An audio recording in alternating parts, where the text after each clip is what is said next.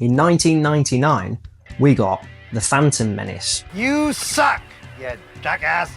Why don't you shut the hell up? Although I enjoyed the lightsaber fight at the end, I thought it was so boring. The film itself is just pointless in the grand scheme of things. The Attack of the Clones was utter dog shit. And do you know what? I don't like sand. I like sand. Oh yeah, I'm a big fan of this. Revenge of the Sith was the best of a bad bunch. That's just like saying that the shit I took yesterday was better than the shit I took the day before. Then you get the characters of the prequels. Obi-Wan is a good character, excellently played by Ewan McGregor. Hello there. But Qui-Gon, he just wasn't really needed. That should have just been Obi-Wan. Darth Maul was wasted and then killed off at the end of the first film, even though he came back later anyway. No one's ever really gone. But he should have carried on throughout the trilogy being pretty much the main villain.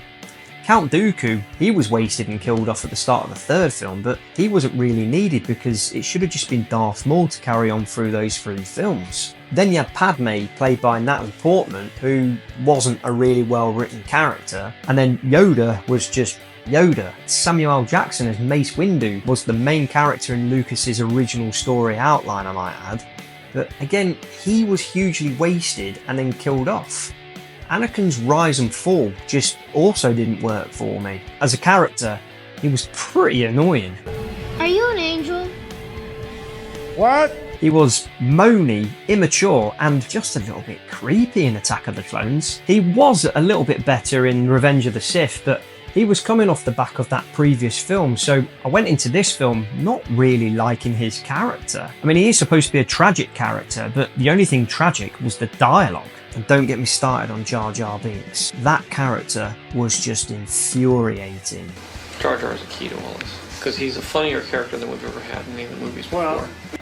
Oh, love me. Pathetic. And it is no wonder that his character was scaled down in the second and third films, because he was just shit. Palpatine, do it, was just brilliant. Now this is my opinion about how the prequel should have gone down. The first film sets up Anakin as a young Padawan to Obi-Wan, no big backstory required, just your typical Jedi who left home and was trained by Obi-Wan.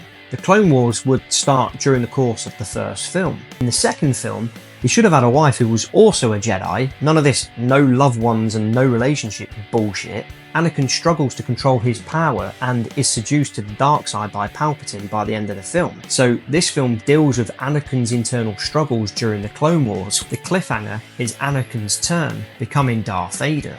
At the start of the third film, Anakin is gravely injured by Obi-Wan on Mustafar and is then transferred to the suit. The Empire is now in its earliest days, with the rest of the film centered around Vader hunting down and destroying the Jedi, including his wife, who has already given birth to Luke and Leia. Vader is hellbent on destroying his old master, but in the end lets him escape, hinting that the internal struggle is still there, much the same as at the end of Empire when he doesn't react when the Millennium Falcon escapes. No one gets force choked. There's still some good in him. It ends with Luke and Leia being hidden away, setting up the original trilogy, much as it did in the finished film. But what do I know? Jog on.